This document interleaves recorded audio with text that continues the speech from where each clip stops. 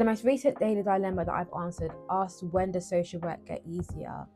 And very good question. So if you're interested, go and check it out.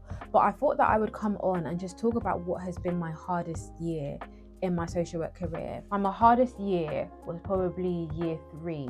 And that was when I was holding a really hefty caseload. I had about 30 plus children, and it was unmanageable. Like, I remember being overwhelmed most of the time.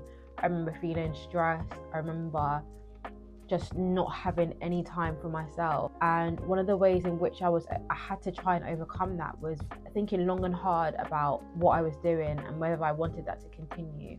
So those were the personal things that I could address. I also had to consider the environmental issues as well. And I had to be very honest with myself, with my manager, about my experiences. Now, back then, I was someone who would never admit to being stressed, because I felt like it was a sign of weakness. I literally felt that if I had admitted to my manager that I was overwhelmed with all the work that I had, that she would see me less than, or it could become a practice issue, which is 101 things going through my mind all at once.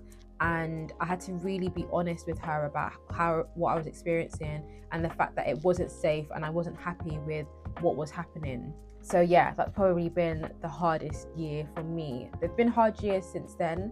We won't talk about the time when I was so burnt out, I literally walked into A&E. But yeah, I mean, let me know, what has been the hardest year in your social work career, and how have you overcome this? I think it's so important for people to hear and know of your experiences. So yeah, let me know what your hardest year has been and how you've overcome it.